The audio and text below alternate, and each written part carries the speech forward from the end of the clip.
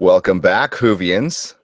My name is Gary Buechler. I am with Nerdrotic.com, and this is the Cult of Frisco, a Doctor Who podcast. And tonight we are going to be recapping Doctor Who Season 10, Episode 5 already, Oxygen, by the great Jamie Matheson. I am joined by my co-host back down in LA, the world traveling, or at least the California traveler, California Gold, Jon Reed. What's up, buddy?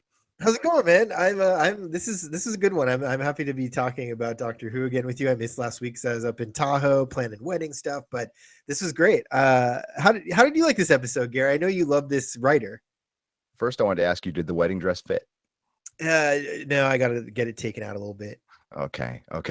I am a huge fan of Jamie Matheson. One of my favorite 12th Doctor episodes is Mummy on the Orient Express. He wrote that one. He also he wrote a couple 11 Doctors, which I'm totally escaping now. It's escaping my mind. But this was a great episode. Well, it was really, really good. I think it missed great by that much, but that's maybe I'm being too much of a stickler. I really enjoyed it. I can't wait to watch it again, actually. It's funny because when the episode started, and it went in different directions for sure, but when the episode first started, I was thinking that the creator or the writer maybe went to the theater and watched Gravity and was like, man, I would change so much about this movie. And so he made an episode called Oxygen, which is just like another, thing you have to worry about in space or whatever. But I agree with you. I think the premise was really, really good. I thought a lot of the execution was good. There were a lot of great moments, a lot of speculation to come from a lot of things that happened in the episode. Yes. A fantastic, if not ridiculous, ending, and it had its ups and downs for sure. I liked this episode a lot. You're right, though. I think it missed being a classic Who episode. The premise could have made it a classic Who episode, but it maybe missed an execution a tiny bit. But being a classic Who episode is not an easy thing to do. So it was still a really, really great episode. Oh, hell no. And one of my favorite moments was just the fluidness of the beginning. It had that piano playing all 10th episode of Winds of Winter, Game of Thrones, like a melodic piano playing in the background, and there's just kind of the seamless editing.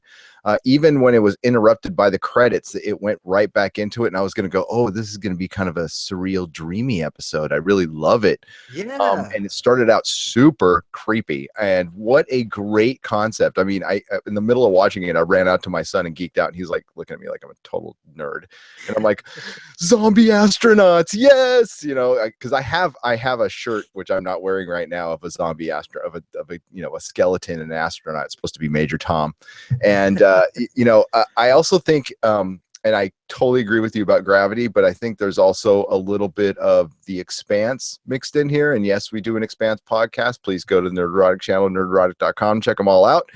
And with the Gravity boots, I know The Expanse didn't invent it, but just the premise of it and the name of the suits, which were the villains, which was the Ganymede, the Ganymede System 12 smart suit.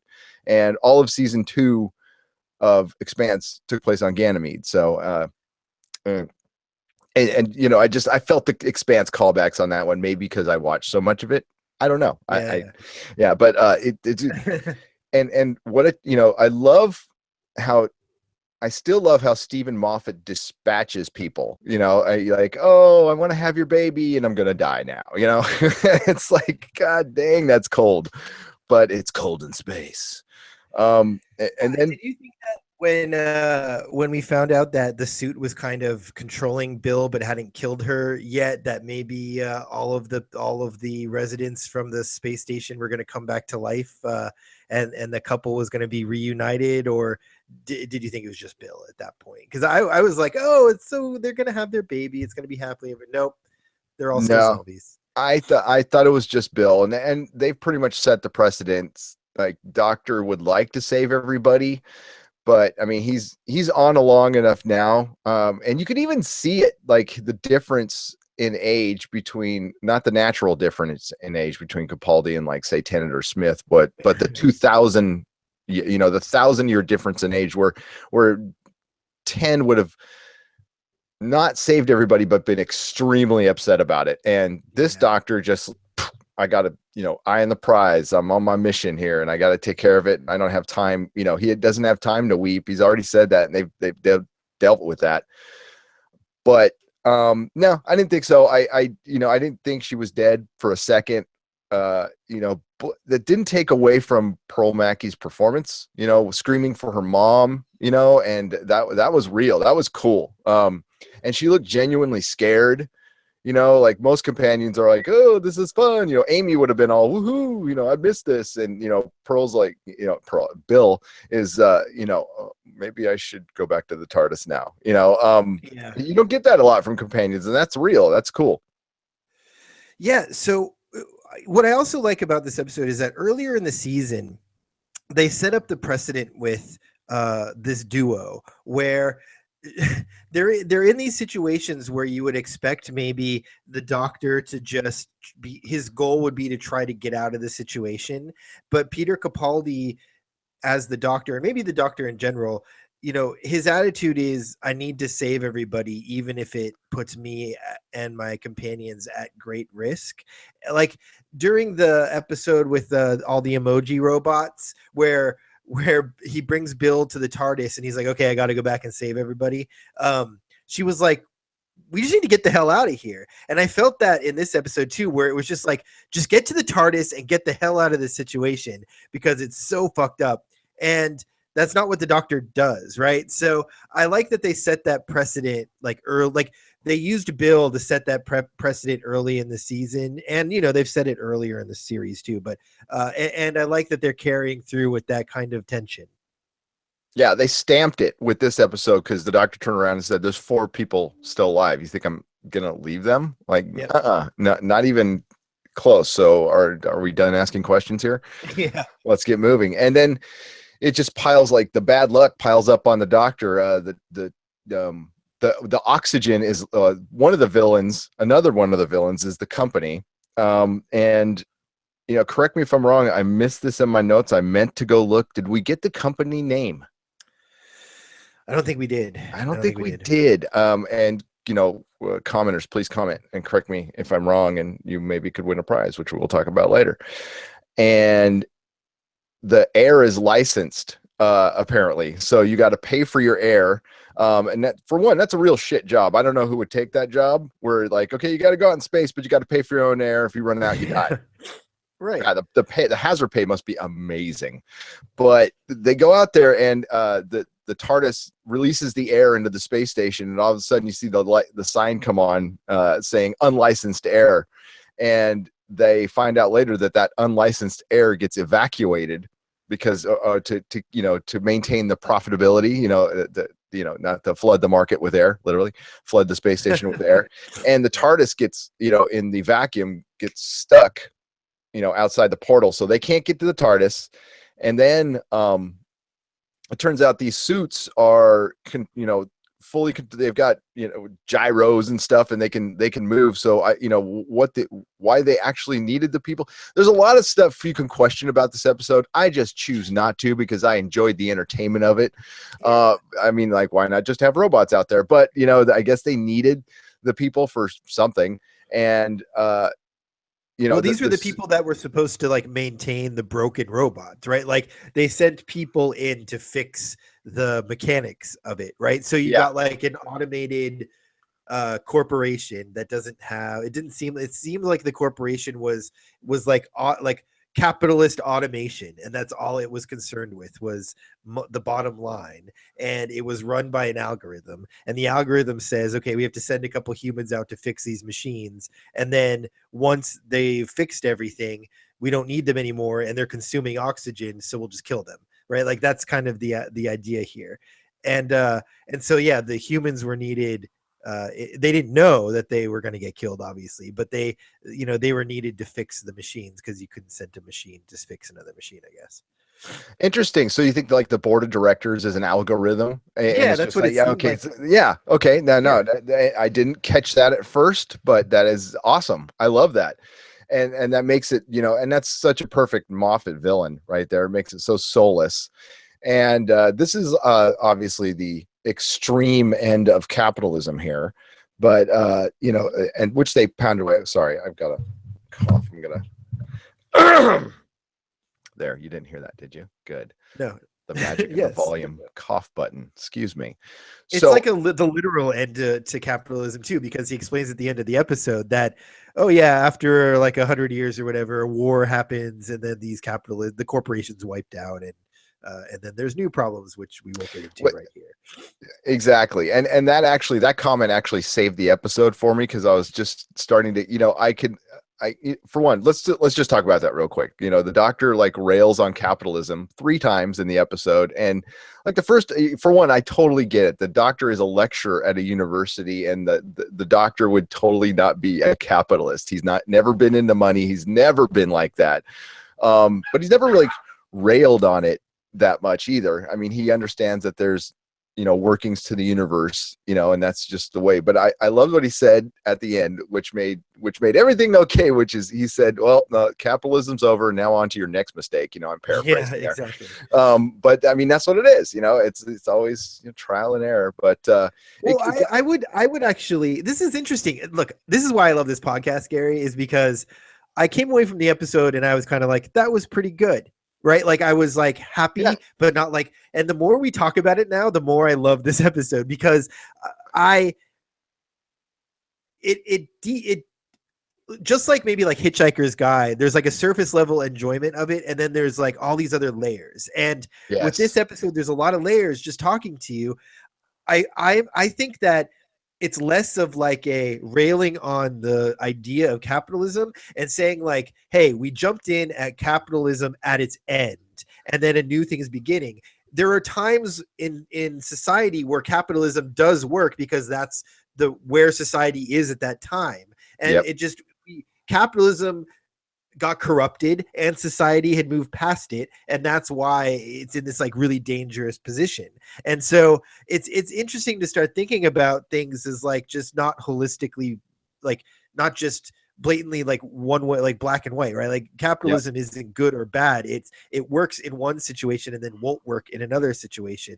And I think that that's kind of, I like that that's where the show takes you in your thought process. Oh yeah, that's why science fiction's the best. It's hypotheticals, and it's every hypothetical. You can play with it as much as you want, and that's the brilliance of it for me, anyway. And yeah, you're right. I mean, it was horrible, and I'm really glad it was not just some evil guy, and it turned out to be what you said, the algorithm. It turned out to be the corporation. I was almost worried it would be, they would tell you it was the master or Nardole, which we will talk about in a second, or I thought the black chick was like a mole, because like she was fighting him every step of the way. Yeah.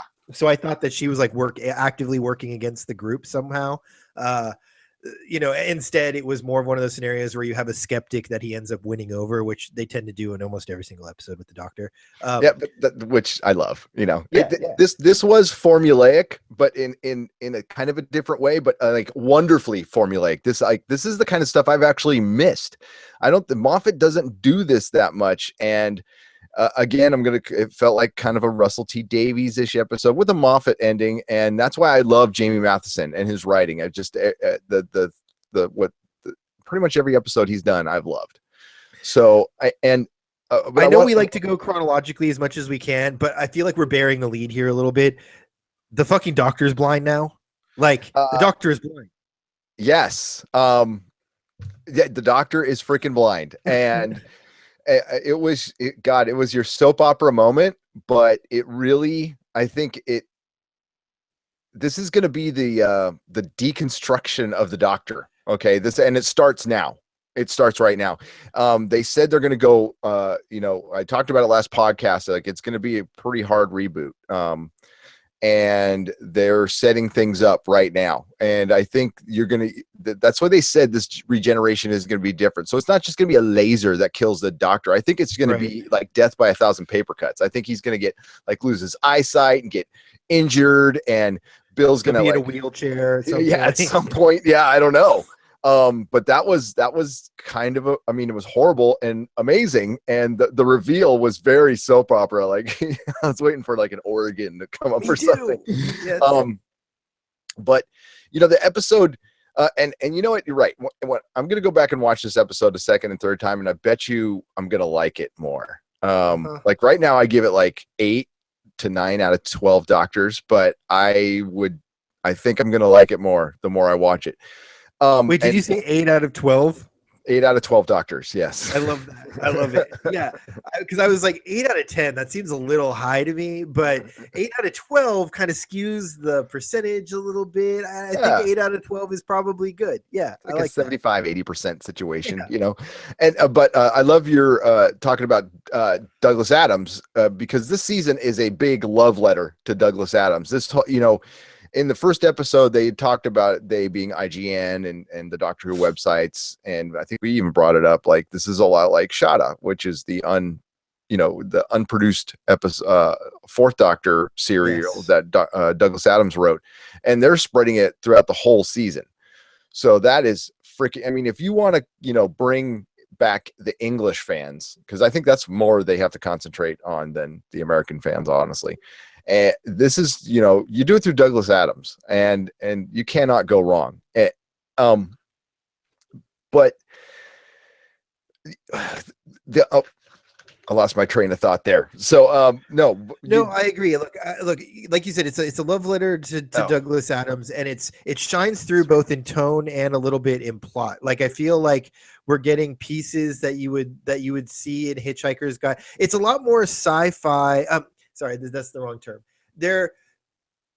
We've only had one kind of past episode. Like, these episodes have been future and space heavy, to me anyway. Like, again, if you guys haven't been watching a lot of these podcasts, my experience cut off halfway through Matt Smith, and I remember the Doctor being much more Earth centric. I feel like the David Tennant and for the most part, we're very like Earth, alt future, alt past, alternative world kind of Dalek. Like, I feel like this is a lot more, we're going to space, we're going to other times in space, we're going to space stations, we're going to planets, and I think that is a direct reflection of being more and more like Hitchhiker's Guide or something of that nature. So I don't know. What do you think, Gary? Do you think it's different? Do you think this is a different? Do you think they're doing more of the space stuff with Capaldi, or that's all of that's right in with the love letter to Douglas Adams? I think they're being way more whimsical. I think they were dark. The last couple of seasons have been really dark, and 8 was just kind of depressing. Now that I look back on it, at the time I didn't think so, but when you go back and rewatch them, it's kind of a tough rewatch on some of those. But yeah, no, it seems God, more fantastic, and well, it's more fun.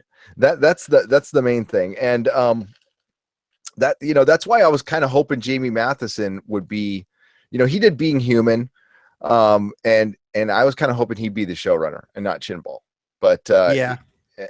Maybe he turned it down, or I hope he becomes. They also need to, and when I lost my train of thought, this is what I was trying to think about. What kept this from being great was it needed 10 more minutes. It feels like all the episodes this season need 10 more minutes. Like, they need a full hour, and it's because they're trying to fit in the vault stuff, which I like and I want. I'm not saying take that away, but forgive the pun for the episode Oxygen. This one needed to breathe just a little bit more. I mean, it just needed a little bit more, and I can't put my finger on it, and I might change my opinion later, but that's what keeps it from being a 12 out of 12, and I felt like that with not every episode. 3 out of the last 4, 3 out of the last 5, though. I think they could have used 10 more minutes, and I don't say that about some stuff runs on way too long, but yes. I wanted more. What did you think of the interactions between Nardole, right, and and the Doctor in this episode? Because these are some of my favorite pieces of dialogue between the two that we've seen. Like, the whole,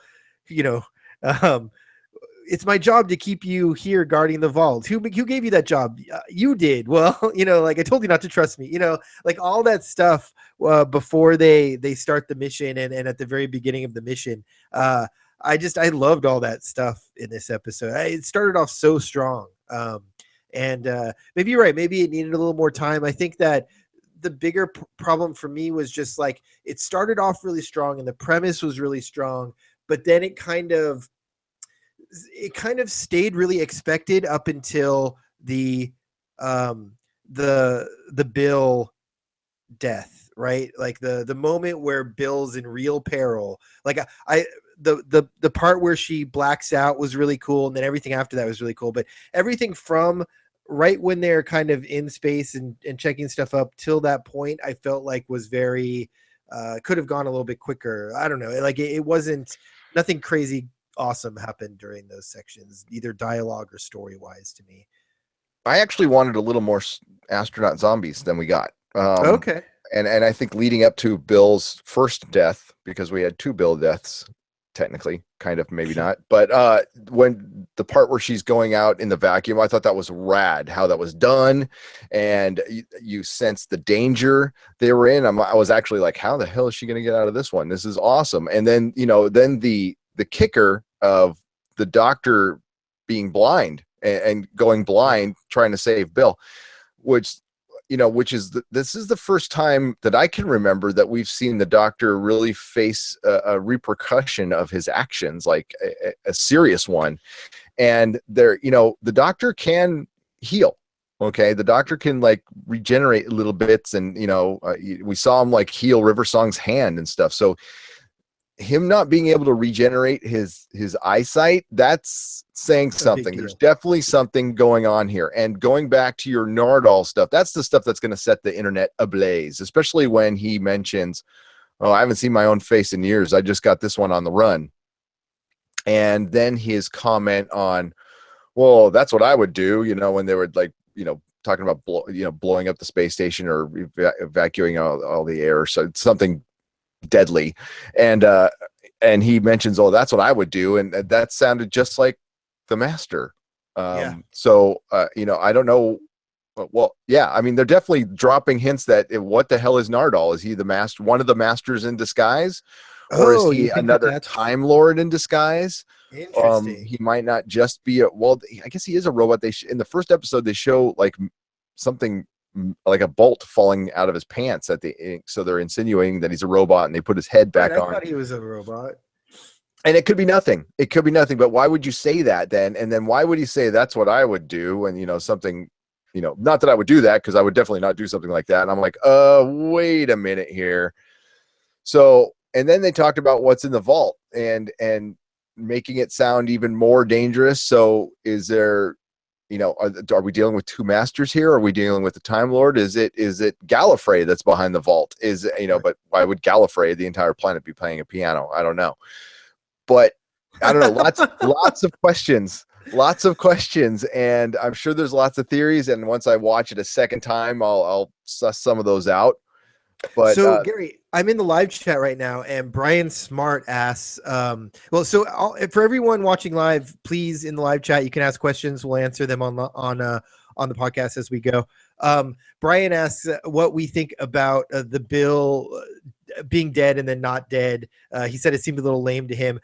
I'll answer this first, and then Gary, you can answer more, because I think you feel, I don't know, we may feel differently about it, but I feel like it was okay, because the first one, I was a little more like, okay, like she's just passing out and she'll come to. And then the second death, the doctor promised her that she was like, the doctor had a light bulb moment, and the doctor was like, look, it's not going to be fun, but I'll be back. You'll be okay. I know what's going on here. And we can pretty much trust the doctor when something like that is happening. So I felt like it was, kind of pre-explained almost, that we weren't supposed to think that she was actually dead. The doctor told us she was going to be fine, and I think we can trust him in that moment. Not that things don't go wrong, but what do you think, Gary? I think the writers had 2 ideas that they were just married to. You know what I mean? Because I agree with Brian that like having her die twice was a bit much, and I think that's the thing this episode suffered from was we have a broken Sonic, no TARDIS, the Doctor's blind, Bill dies twice. They just threw too much into one episode that was 45 minutes. Now, again, if you stretch this thing out to an hour and 10 minutes, it might all work. But I would have done that, her crying for her mother or something like that. I would have done it maybe in another episode, it was a bit much having her die twice, and kind of agreeing with you. And early on, it's like, it was just cool. It probably just ended up being such a cool scene that it didn't make the cutting room floor, because they do film a lot of stuff and they do cut a lot of stuff. And, I don't know. Yeah. That's one of the things that kept it from being great, Yeah. Yeah. What did you think about the broken sonic screwdriver? Like that was pretty crazy. Like that's got to have some repercussions, right? Yeah, exactly. You've got one you can lend. I got one. I'll loan it to him. Yeah. Then he didn't like get one back right away, and he just got this one. They just made a bunch of toys, but it's awfully phallic. So maybe, yeah. But aren't all of them? The nose too, with the TARDIS at the top, Yeah, so I'm interested to see if we're going to go back to the Sonic sunglasses. God, I hope not. I hated that. Oh my God, I hated that. That was as good as the TARDIS being an organ. Which that's a harken back to the Sixth Doctor. But again, a lot of cool stuff, and it was still a really well executed episode. Just a little bit too much, maybe. I don't know. I don't write these things, man. But what I think the episode does do, and I hope that it picked up the pace. You know what I mean? It felt like there's some danger. And okay, so back to the Doctor. The Doctor's acting really manic right now.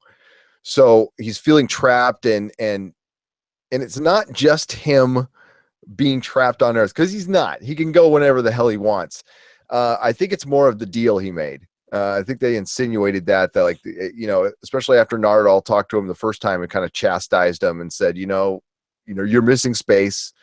And, the Doctor kind of poo-poos and says, no, that's not it. And then you have him like looking out into space. And I think he was thinking more of whatever promise he made. And we're getting at the point where you better answer something by, I don't know, next episode. I'll put up with it for one more, with like what's in the vault and what deal did you make? And they've given you little tidbits, but really nothing at this point.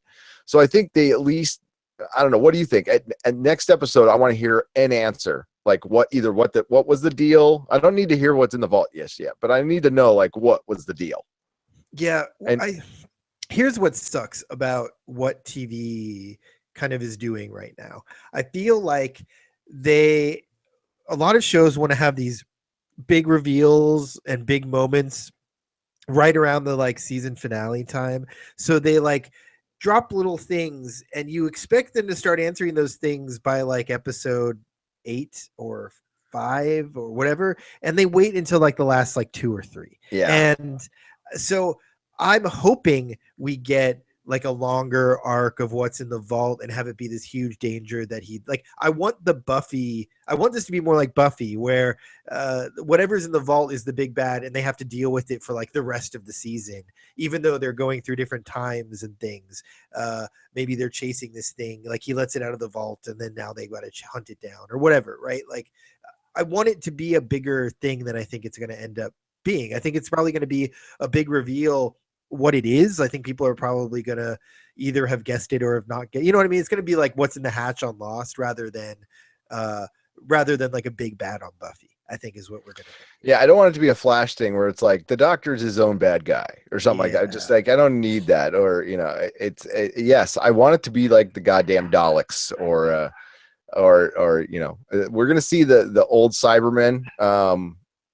But the spoilers I hear, and if, we will get into light spoilers, and please comment if you want us to stop. But that's supposed to be kind of a misdirection. Like we're going to get them, but they're not the real big bad. Who knows? Maybe Omega is behind the vault, and you might not know this, John, but like there's been internet speculation since Doctor Who season 1 that Omega was going to come back, and Omega kind of created the Time Lords and the Time Vortex with Rassilon.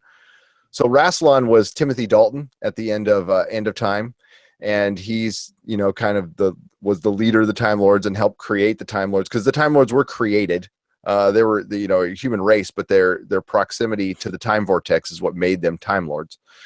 And Omega was the one who created the possibility of going through time, and then he got trapped. And he was in a couple of multi-doctor episodes, I think 2, I want to say. Correct me if I'm wrong. And he's been trapped in like a 4th dimension, and he's like crazy and pissed. And they've always talked about him coming back, because he'd be a great villain, and they never have. So maybe this is the time we finally get Omega. There's just go out there. There's videos. Omega is coming back. And that's one of the things I'm kind of missing right now. And I bitched about it last podcast, was this year break really. I mean, like, there's no videos. There's not a lot of videos out there anymore of Doctor Who speculation, Doctor Who spoiler. All that's kind of moved on to other shows. And that sucks. That's why you don't take a year break. It's just a bad idea. It's just a bad idea. But to get back off of that rant, I definitely, we're halfway through the season.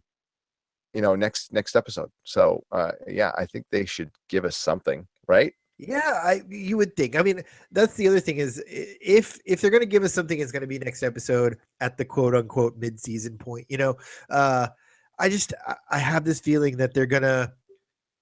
I think that they were hoping that this new dynamic between Bill and Capaldi would propel them through most of the season, quite honestly, and maybe it will. I mean, look, it kind of has. Yeah, we're complaining a little bit about not getting answers to some of these big questions that the show's dropping at us, but you and I have enjoyed almost every episode this season.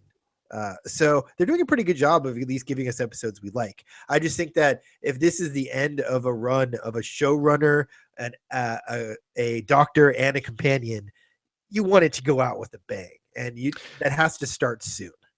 That bang. Yeah, and it's okay, and it's okay if it starts in the 6th or 7th episode. I'm totally okay with that, because, like you said, I've been entertained by every episode. This isn't season 8. This is a really solid season. So, and it could.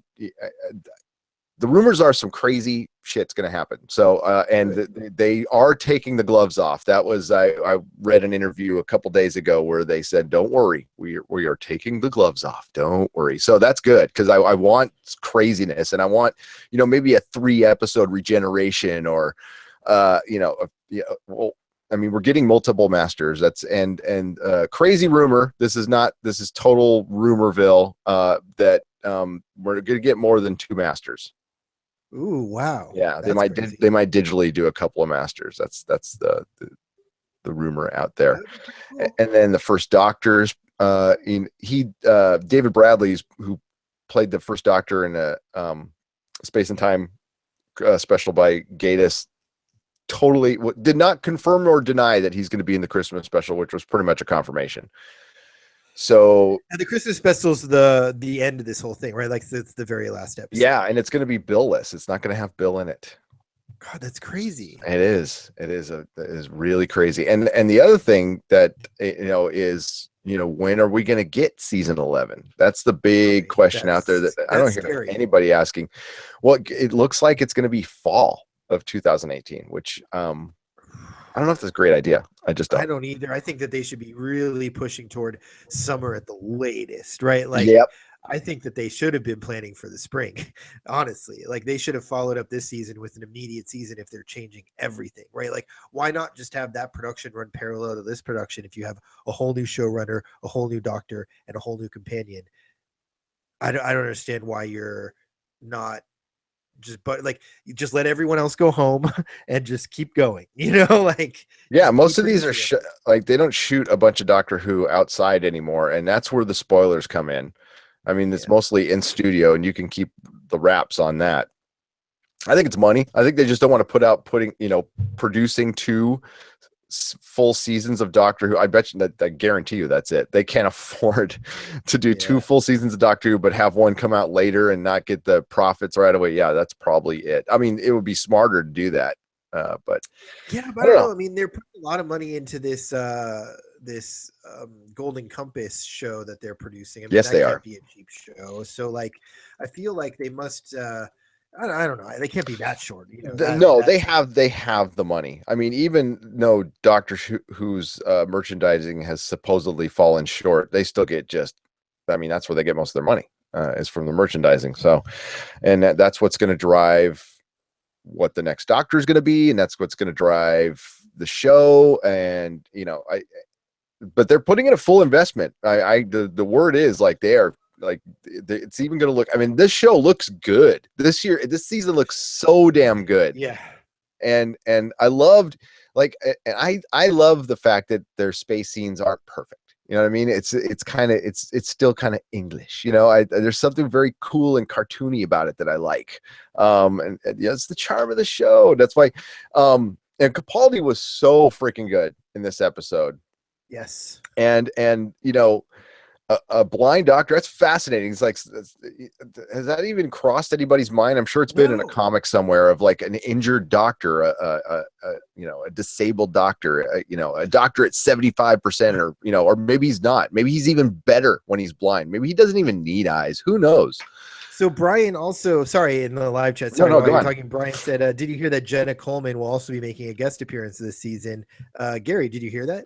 I did. I mentioned it last podcast, but is it? I don't know if it's going to be an appearance or like a full episode. And rumor is that we're going to get more than Jenna Coleman back. I think we're going to get a call.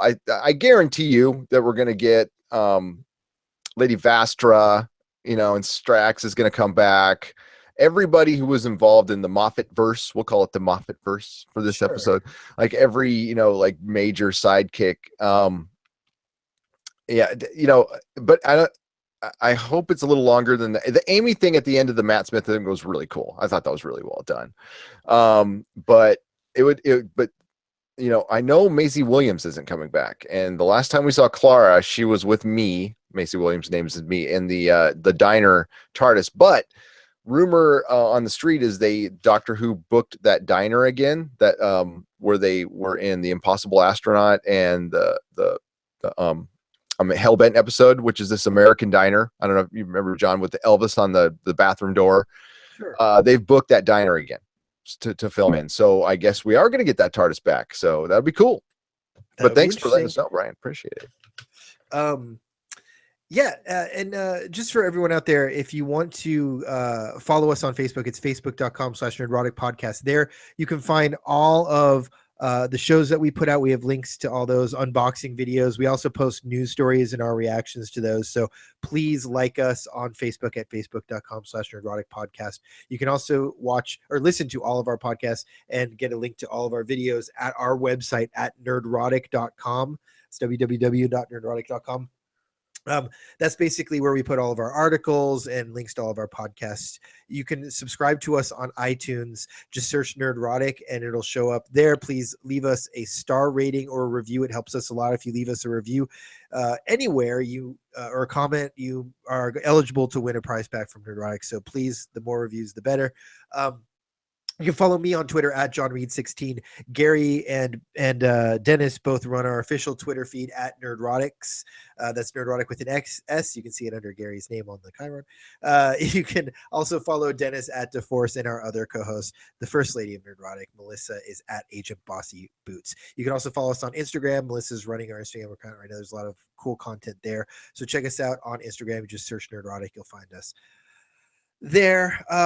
Did I miss anything? I got to announce a prize winner. And if Brian, if you're still watching, your package goes out on Monday. I will, if I didn't go check my email yet, I'm assuming that you sent me your address. If you haven't, please do that at nerdrotics@gmail.com. And user Abungle, if you're watching, please do the same. If you do not contact us, we revert that to the next winner. And our next prize winner is, and this was for watching our Knock Knock episode, is user J Rob Woo. J Rob Woo, you are the winner of a box of Impossible Things. Now, if you guys want to see kind of what you're going to get, hit our Instagram, go back a few posts. Melissa, my lovely wife who just arrived home, put a picture up. It's also on our Facebook Nerdrotic channel. And if you can't get there, let me know and I'll email you a picture. You basically get a few action figures, a Doctor Who magazine, a Dalek. You can see I've got, here, I'll show you. I've got plenty of Daleks, man. It's just all the crap that's around, not crap, this beautiful stuff that's around the room. And I'm still working on a grand prize. And everybody, okay, so the grand prize is going to be everybody who won the previous 11 episodes is going to go back into the pot for the grand prize. Still working on it, but it's going to be like something really nice. Okay, that I promise you. And ladies and gentlemen, thank you for watching. I mean, this is a fun hobby that John and I, do, and with Dennis and Melissa, and it's kind of turned into something really cool. So yeah, we love doing it, and we love that you're watching. So yeah, that's it. Anything else, John? No, I'm good. Then I can take us out. May the small folks sing songs of your greatness. Awesome, awesome, awesome, awesome. Bye, everybody. Bye, Whovians.